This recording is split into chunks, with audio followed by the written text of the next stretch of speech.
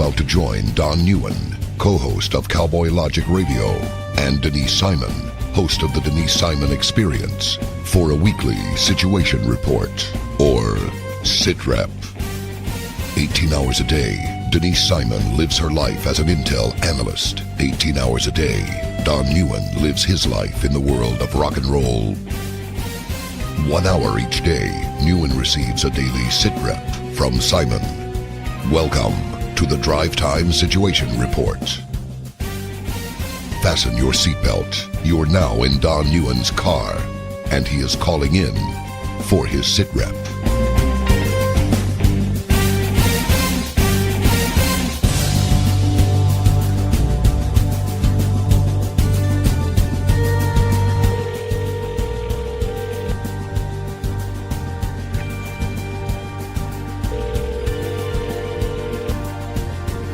Mellow. Hey, what's up, Denise? It's your buddy Don Neuen. Happy New Year to you, girl. Happy New Year. All right, ladies and gentlemen, welcome to the first Drive Time SITREP for 2018. Can't believe that's actually here. You've got on one end of this conversation the one and only Denise Simon from the Denise Simon Experience. She hosts that show once a week. And you've got me on the other end of this conversation. My name is Don Neuen. I'm the co-host of Cowboy Logic Radio. Once a week, Denise Simon and I get together for a drive time situation report that we bring you along with.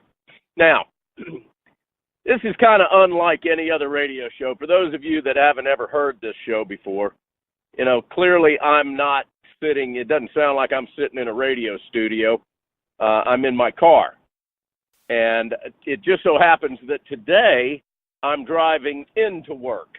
Most of the time when Denise and I do these situation reports, she's playing tennis in the morning and I'm driving home from work when I catch up for my SITREP.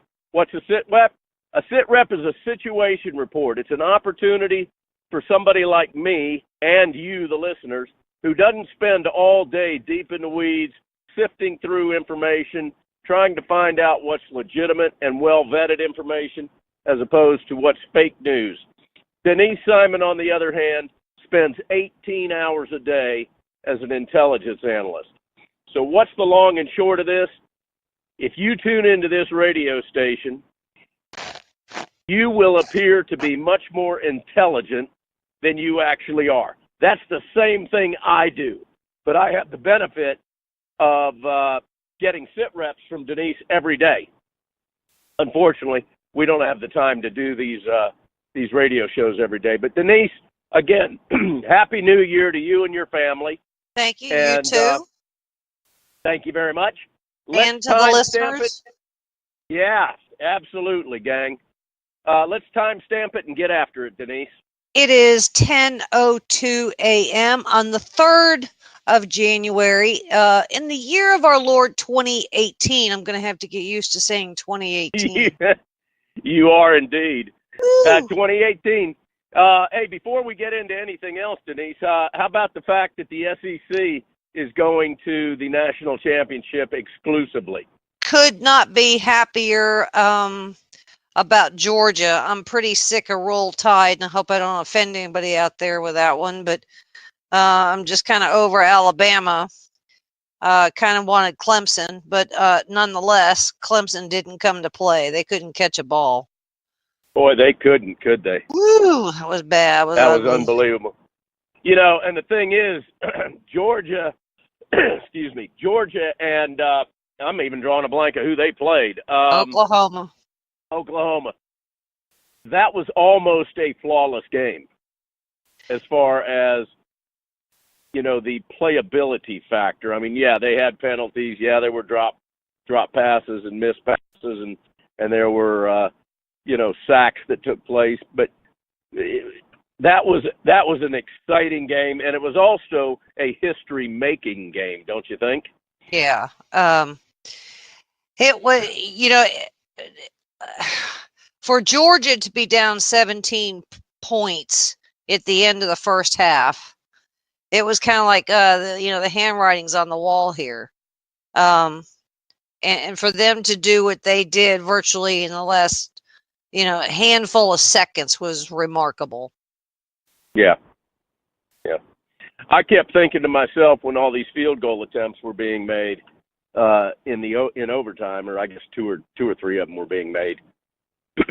I just had a feeling somebody on that Georgia team was going to block one of these field goals. They've done it before. They're not known for doing something like that, but it would not have been an odd circumstance. They had that field goal block situation down, and it happened at the right time. Indeed, it did. At any rate, these people are not tuning in for a Bulldogs update from you and me. They are tuning in to find out what's going on. And I'm going to be honest with everybody that's listening. I didn't check the news very much at all over the Christmas holidays. So, Denise, I really need your help big time. Well, what's going on? Well, I think we need to start off with the fact that any block grant monies, any kind of funding that the federal government now gives to California, we can pretty much put that under the heading of foreign aid. Yeah. Hey, I know you saw it. Did you hear about what happened over the holidays where somebody had a bunch of signs printed up talking about the fact that California is a sanctuary state? When I first saw that, I'm thinking, oh, man, this is Photoshopped. It wasn't Photoshopped. No, it wasn't.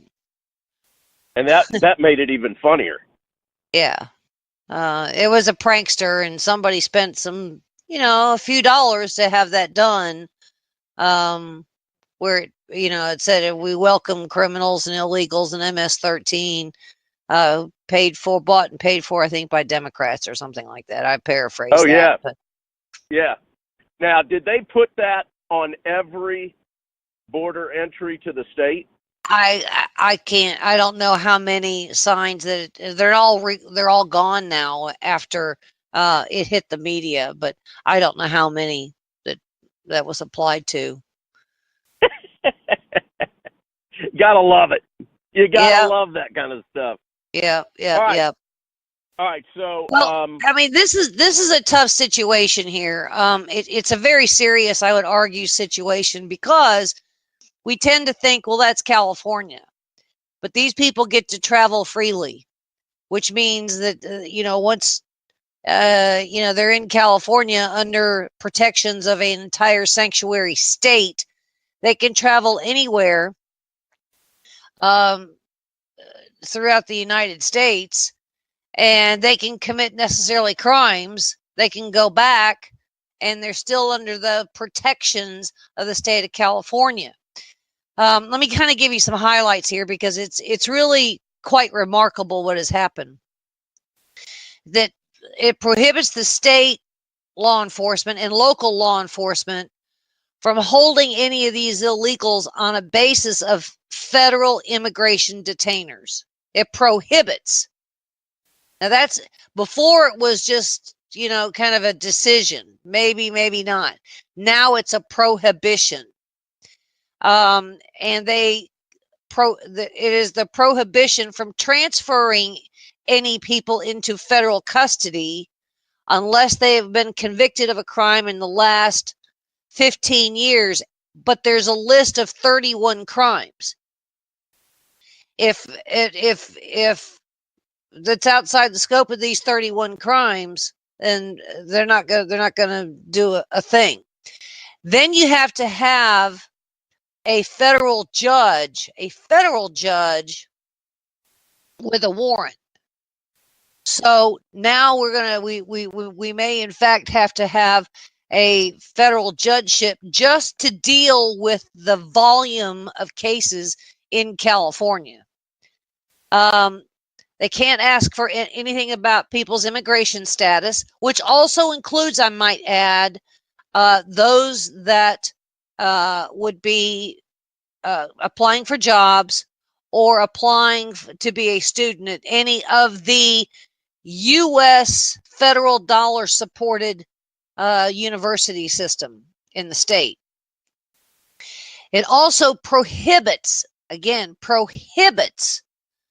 anybody in California, any of the agencies in California from sharing any information with federal authorities. I mean, that's remarkable. We don't have a subjective condition now. We have prohibitions.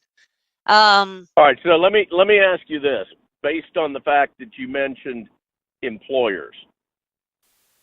So I'm an employer. I employ, 80 to 90 people, and Jose Cuevera comes in and wants to be a driver for me, drive a rock and roll bus.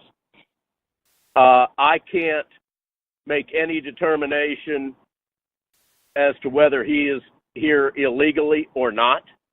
Nope.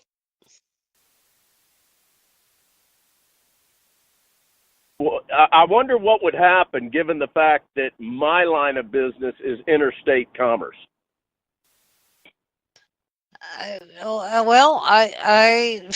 It's really very hard to tell, but we're at a situation here that they may have a criminal history that prohibits them from even getting a commercial license, but nobody can know that.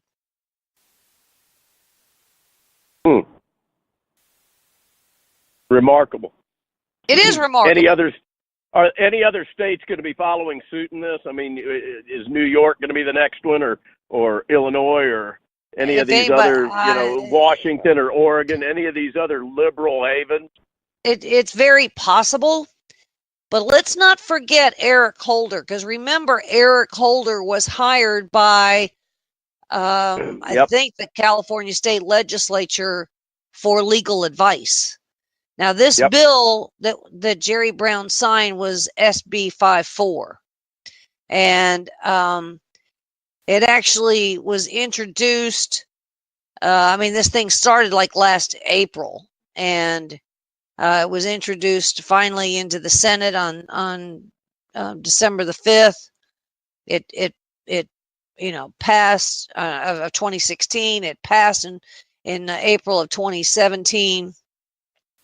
And then Governor Brown signed it into law on October the 5th, where it would take effect at the beginning of the year. Now, now we have an interesting condition here by which federal agencies, especially the Department of Justice, what we do, because California is officially what I would call a national security threat to the rest of the United States.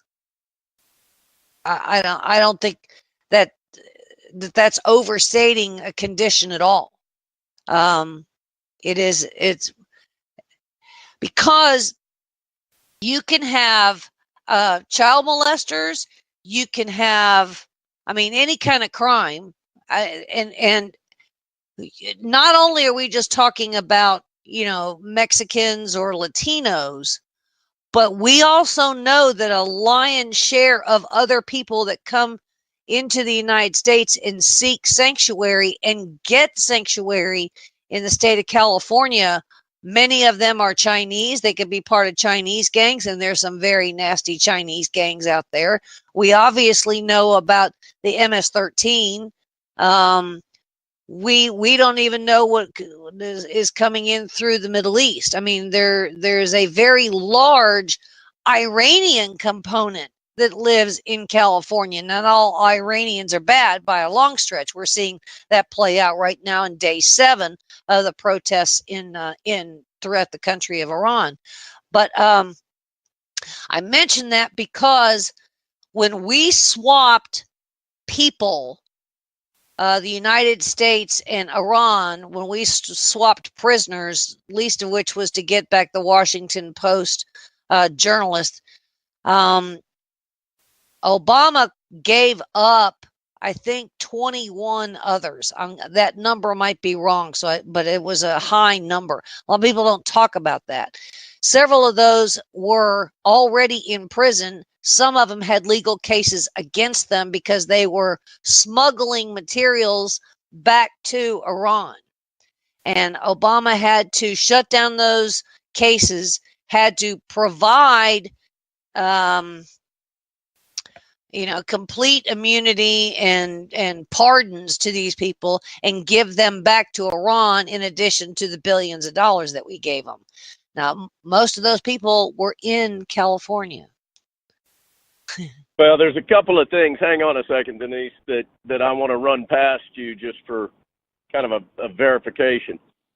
A lot of people are very concerned about that southern border of California and the number of potential or the potential number of illegals that are coming in the country that way. I think it's very important to remember that you've got a lot of international airports, just like you mentioned with China coming in.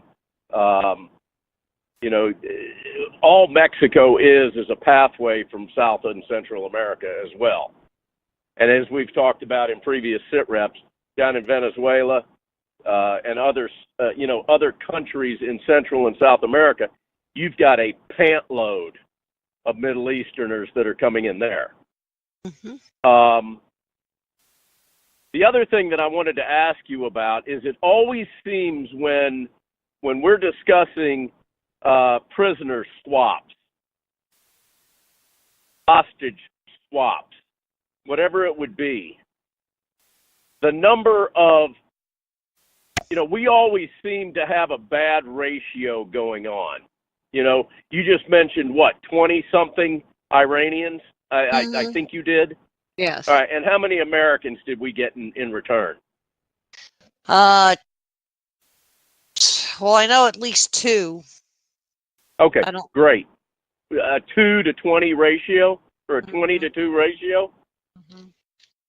Why is that? Well, the only thing that you can surmise from that is that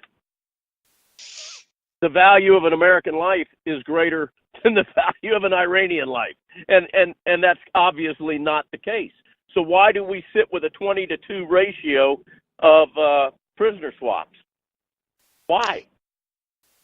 Well, these are kind of the questions that, when it goes back to the Obama National Security Council and the Obama Justice Department, I think that, some of these hard questions need to be asked. And I would argue that this swamp that we keep hearing that's being drained, we're not even beginning to cover what needs to be drained here, and not only drained, but prosecuted.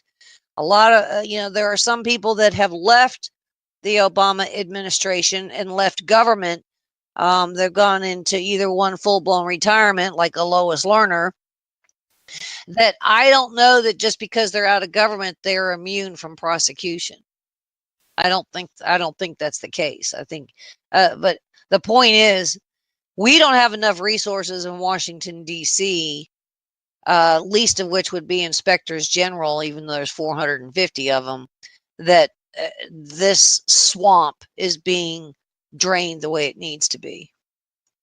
Well, if somebody like Lois Lerner is immune to prosecution, then my advice to any wannabe criminals is get a job in the federal government.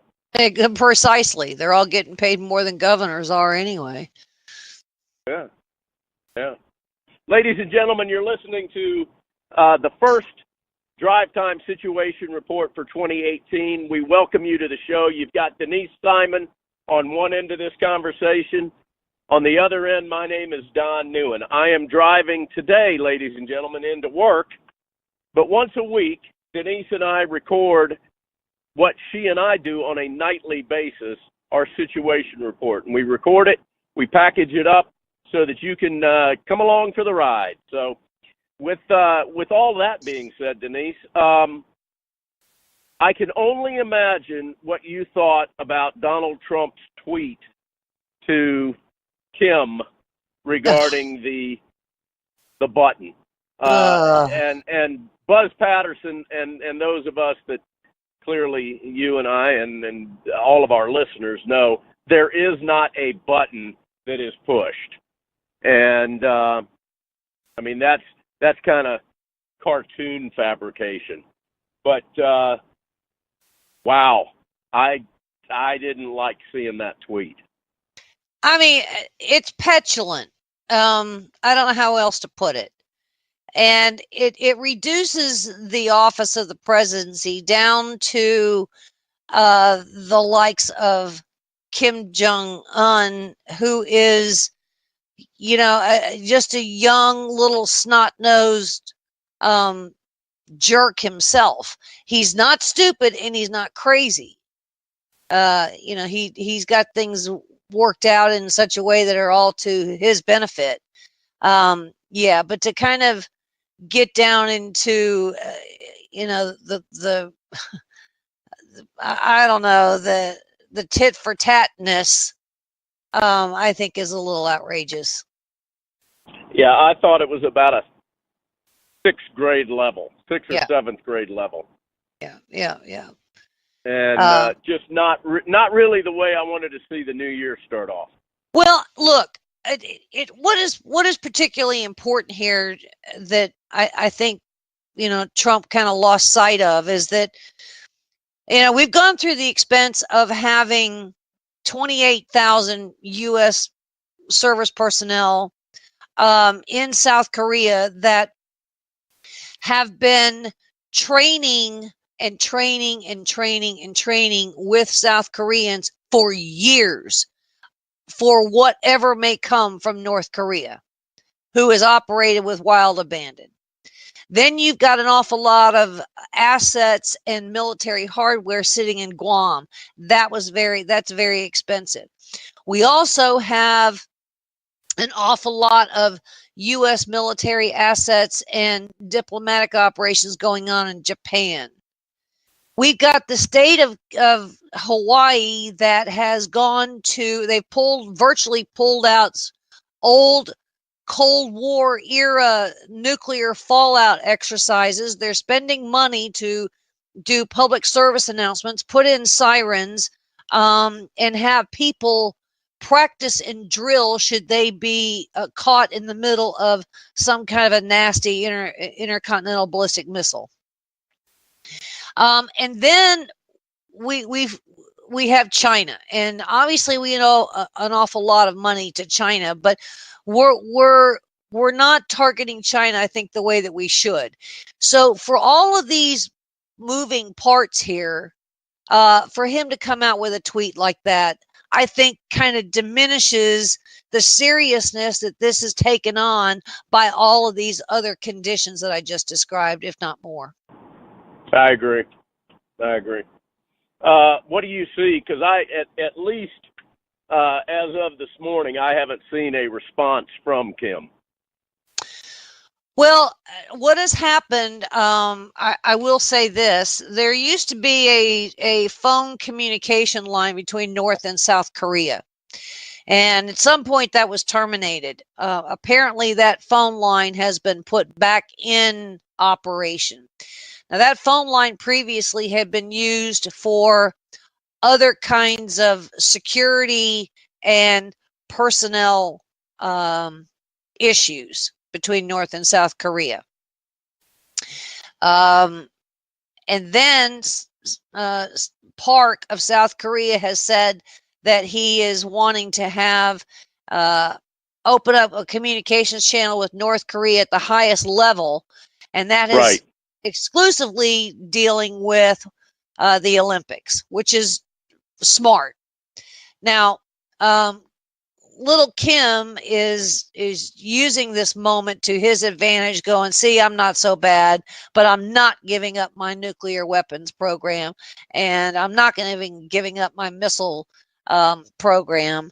But he's trying to be magnanimous and say, now they need me and now they want me. So he's kind of twisting it, which is expected.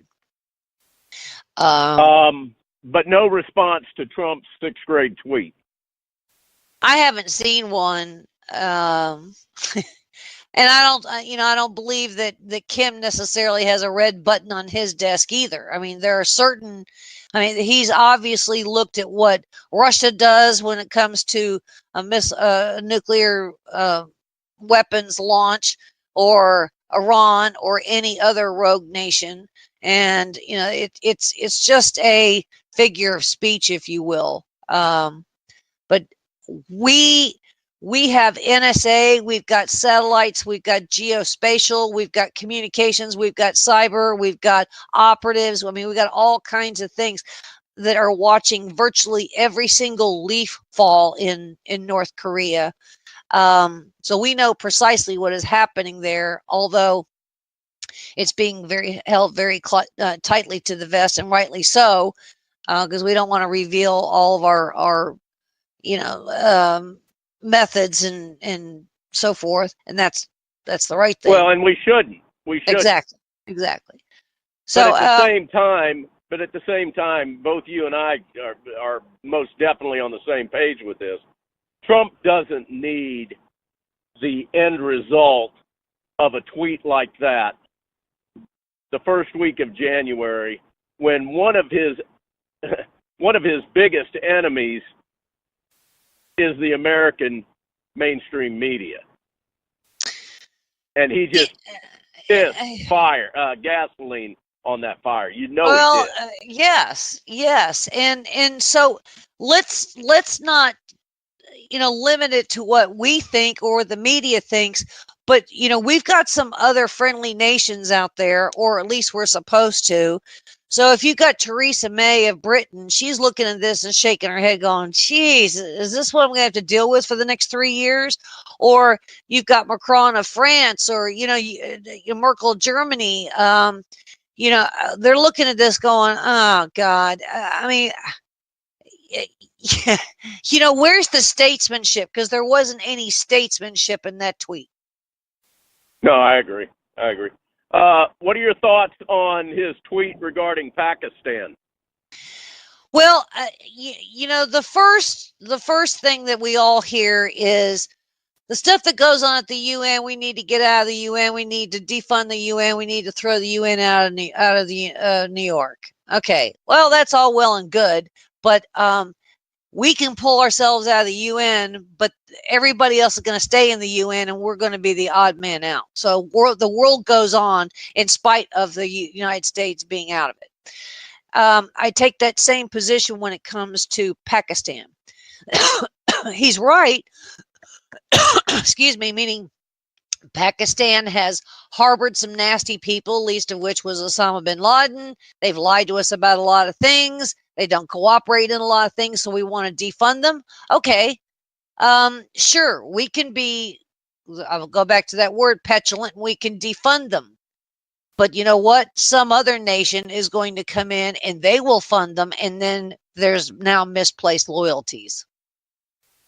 So it's a double-edged sword. How do you feel Pakistan should have been handled? I don't know that. Therein lies where I would say is the hardest part of diplomatic and foreign relations when it comes to nations that are somewhat slimy. What the reason this has even come up in any way, shape, or form is because we are now about to get very aggressive with the Taliban, the Haqqani, and Al-Qaeda in Afghanistan. And in fact, we are now in the non-fighting season. And the generals assigned to Afghanistan have actually come out and said, we're not going to use this time as we have for all the years in the past, where we just kind of regroup and we train, we do all these other kinds of things.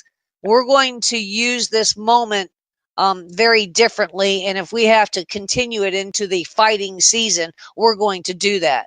We are going to have some kind of cooperation from Pakistan, and I think that we need to have some real conversations with the ISI and the Pakistani leadership. Let's not forget, they have been the victim of some very nasty bombings there too. And if we're going to continue to fund them, then there are certain criteria that need to happen. which is the same that I would say happens when it comes to money that we give to any of these countries. There are certain thresholds that need to be met, and kind of out of the box thinking in dealing with Pakistan. Just to put out the threat that we're going to cut them off financially, I don't think is the right thing to do.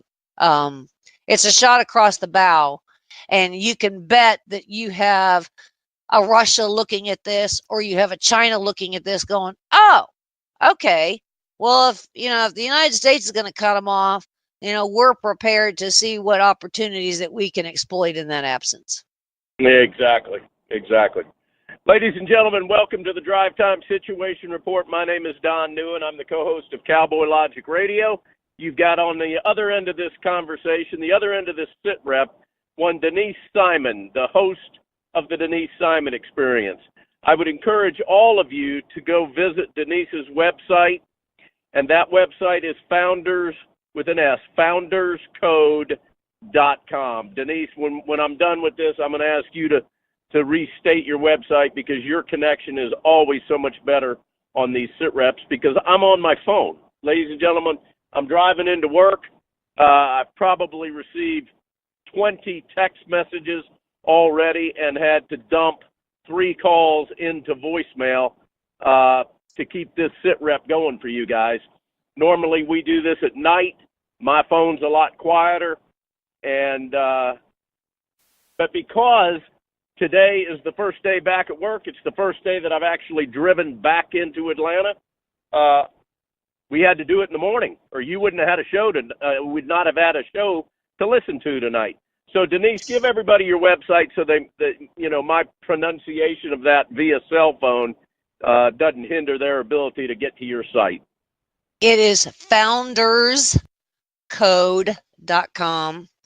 I took quite a bit of time off over the holidays, and so slowly trying to get back in it and kind of look at some things in a new vision here, because sometimes you get so deep in it that you're not seeing things clearly. So in order to step away from conditions, all the way from the scandals in the United States all the way over to Iran, North Korea, and all these other kind of cockamamie things that we have to deal with, stepping away and looking at it with fresh eyes is helpful. So I'm back in the game.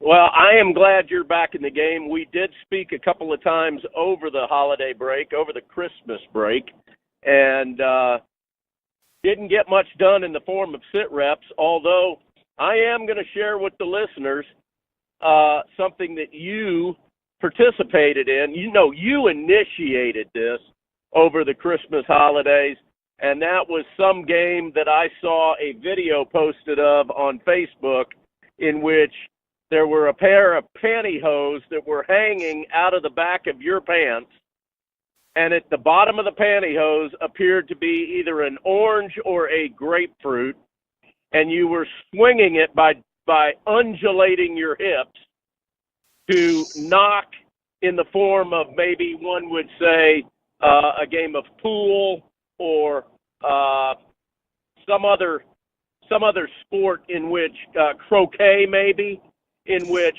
one spherical object makes contact with another spherical object, pushing it to the objective goal line, to say. And maybe you could describe to the listeners what I'm talking about, since you're the one that started this whole thing. Well, it is a fun thing. I did this one time many, many years ago, and I had a bunch of people at my house, and several people just kind of kept showing up, and they showed up just as we were beginning to do this, of which I had door prizes because we timed this. It was kind of a race. So you take some masking tape and you put it on the carpeting, and then 10 feet or 15 feet, whatever you want the distance to be, you put another piece of tape on the carpeting, and you have one leg of a pantyhose that's pinned to your belt, and at the bottom of inside the pantyhose is a grapefruit, and on the floor is another grapefruit, and so you have to swing the grapefruit in the pantyhose to hit the other one, to get it from line A to line B, and you have to be the fastest, and then you get a door prize. So yeah, we had several people here that were doing that.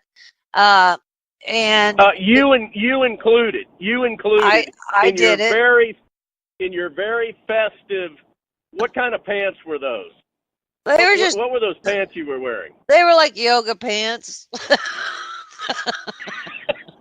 and your brightly colored running shoes. Yeah. Yeah. And ladies and gentlemen, if you can find this, Denise, is this video on your Facebook page? Yeah, my older son, who actually made the video better than it really is because he delivered the commentary. And the commentary made the whole thing even funnier than it could have possibly have been. I mean, it was, so he put it on Snapchat, and he took it from Snapchat and put it over there on my Facebook page. All right. Well, here's the deal, ladies. What was the date of that, so that all the listeners can go find this? That was Christmas Eve. Okay. All right, ladies and gentlemen, go to the Denise. It's actually Denise Simon's personal Facebook page, not the Denise Simon Experience like page. But go to her personal page, scroll all the way back to Christmas Eve, and you'll be able to watch Denise with a pair of pantyhose hanging out of the back of her pants that has a grapefruit lodged in the bottom of it, and she is in yoga pants and brightly colored running shoes, and she will be undulating and gyrating her hips in a fashion to swing grapefruit A into grapefruit B in an attempt to beat everybody else's time in moving grapefruit B across the goal line. I can tell you this, guys and gals, it was so funny that Donna and I thought we were going to pee in our pants. That's how funny this is. All right, so let's get back. That's fascinating news. I'm sure all the listeners will agree. I hope that with radio you have to create a visual. All of these images. That's right, and I hope that I did well with that, ladies and gentlemen. All right, Denise, what else is going on? Well, we have a new condition here because just 3 or 4 days ago did the FBI finally release almost 3,000 emails that were sitting on Anthony Weiner, Huma Abedin's husband's computer. And we got a view of some of them. It is out there where all of you can certainly take a look at those. And now we're wondering where this is going to lead, because in a couple of those emails, it has been confirmed that Huma Abedin actually took security passwords from the State Department and moved them to her personal email, which was a Yahoo account. And then from there, moved it over to the Anthony Weiner computer. Now, we need to be reminded, and it's very hard to do this, but you kind of have to go back to space and time, that when she did this, when Huma Abedin did this, it was not but a couple of months later that not only once but twice was Yahoo email system hacked. I'm not saying that they were related, but it has to be included in the discussion.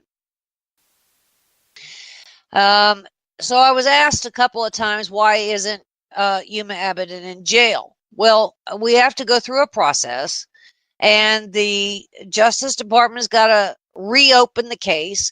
We've now got to go get all the emails, all the files, all the interviews, and all the other kinds of things in order to see what the decision was not to pursue the case. Now, we know that Huma Abedin played stupid. I didn't know it was illegal. I didn't know that this was this. And I didn't know, blah, blah, blah, blah, blah, blah. Well, I would argue that's false, because anybody who works in any of the sensitive agencies, particularly in this case, the State Department, you are required to go through a full day class on the do's and don'ts in handling sensitive material, because you have access to sensitive material, even classified, top secret, and all that other kind of stuff. And there are do's and don'ts, what these classifications mean. You also have to go through that same class every time there is a known breach in government. They put you right back through it again. This also includes how you handle your outside communications, meaning your iPads or your mobile phones, and where you should be, where those can go and where they can't go, and where you should go with them and where you shouldn't go with them. In other words, if you're traveling to Russia, it is said that you don't take your cell phone with you, because you're automatically on their communications platform.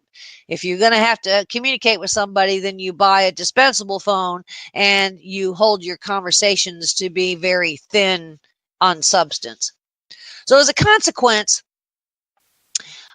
we are now going to spend, people, resources, and time and money on what we think is to be reopening this case. It occurred to me that some of those people in the Hillary world got immunity. I looked it up this morning, and Huma Abedin was not one that got immunity, but Cheryl Mills did, Heather Samuelson did, Brian Pagliano, Paul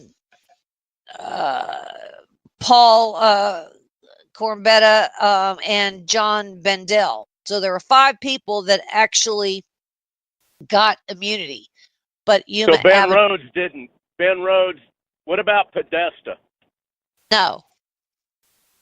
Okay. No. So this will be now. Well, hold on a second. Let me ask you this: why the hell is this being reopened if they had these emails? Well, the FBI had the emails, and this was under the purview of our little buddy over there, the deputy director, Andrew McCabe. But nobody else seemed to have those emails, or if they did, they didn't tell anybody. So under FOIA request, to get access to those emails that were sitting on the Anthony Weiner laptop, it had to go through that process. And then when the responses came to the FOIA, it was like, well, we don't have anything that's responsive to this request, blah, blah, blah, blah, blah, blah. And then there had to be a lawsuit. And then the lawsuit had to, go through that system. And then the judge had to make that decision. And then they had so much time to cough up the documents based on a court ruling. And so, why is that not obstruction of justice? Well, it is. It is. Well, who's going to get popped for that? Well, probably nobody. Yeah. Lovely. Well, I mean, look, Devin Nunes and or I would say Trey Gowdy at the chairman of the House Oversight have thought about putting some of these people and or agencies in contempt because they're not cooperating. They are not coughing up things. But okay, so you but put what them does that mean? That doesn't mean anything. Eric Holder was placed in contempt. That's my point. It's a gesture. But it does ring a bell. And so we're coming into the midterms, are we not? And so the Republicans have an opportunity, if that goes into contempt, to use that as a political calling card, if you will, for votes. It's very interesting who on the Democrat side has been very quiet about an awful lot of things, the least of which is Elijah Cumming. Least of which are some of the others in Congress that have been kind of quiet when it comes to all of these all of this stupidness that is not getting the people's work done. So the point is that Huma Abedin does not have immunity. We are told that the immunity that was handed out to Cheryl Mills and Heather Samuelson and Brian Pagano and the rest was very limited in scope anyway. Well, and that immunity agreement is in the hands of the House Oversight Committee. I'd be re-looking at that one right now, and I'd be, challenging some of the testimonies that have been provided, and I'd be seeking some testimonies of some people that we haven't received testimonies from. So we are in a situation here that we've got to fund the government in a week and a half. We've got a DACA problem. We have got an infrastructure problem. We've got, I think, when is the State of the Union address? Is that generally in January or February? Yeah, first part of the year. Yeah, so we have these things that are building here, and I think that we come down to these negotiations, and Trump wants money for his wall, and he wants money for infrastructure. On top of that, we have to even provide more funding for the disasters like in Sandy and I mean not Sandy, but Harvey and Irma. And I would also say Puerto Rico. So we have got three conditions here that will require billions and billions and billions. And nobody is necessarily going to cough any approval up or vote yes on anything on the Democrat side unless they can legalize 800,000 DACA children, of which they're not children anymore. So we are really in the same kind of condition we were a year ago or 2 years ago.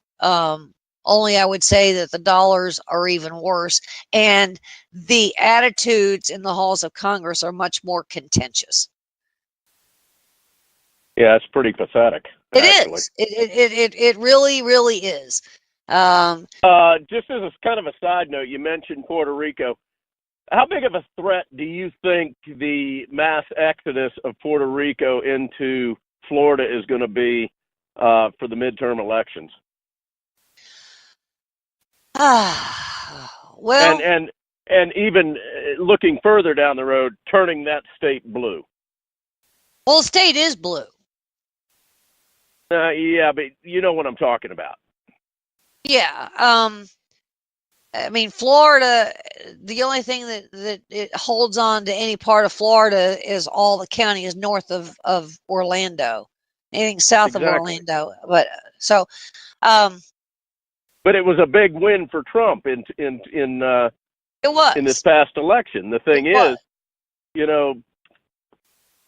a lot of Puerto Ricans are traditionally going to vote Democrat, and there's a pantload of them coming in. That's precisely right. It's going to be tough in order to see where things carry into the midterms. Now, into the general in 2020, I think will be much more the emphasis. But they set the table for this. And this is a tough state because we are a transit state, maybe, where all these people from other states come here and they bring their voting habits. And, we have to deal with Medicare and Medicaid and all those, the retirement condition. And then we have to deal with the tourism condition. And then we have to deal with the fact that, we get hit with all of these disasters that just, if it's not the Florida gets hit, then you have Haiti that gets hit, or you get Puerto Rico that gets hit, and all these people get to come into South Florida. So tough state. Yeah. All right, ladies and gentlemen, we're getting close to the end of the show. I want to give you guys an opportunity to jot a couple of things down here. First of all, I encourage you to go visit our digital flagship network, Talk America Radio.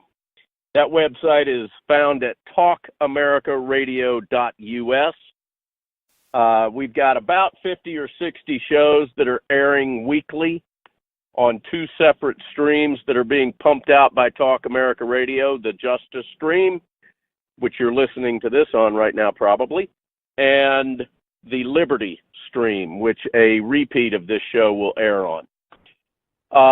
In addition to all of the programming at talkamericaradio.us, we've also got a plethora of contributors, one of which is the great Denise Simon. All of the articles that she posts on her founderscode.com website are also mirror imaged at talkamericaradio.us. So you can kind of kill two birds with one stone there. I also would encourage you guys and gals to go check out our list of kitchen cabinet individuals. These are subject matter experts in various fields that support and are behind what we're doing.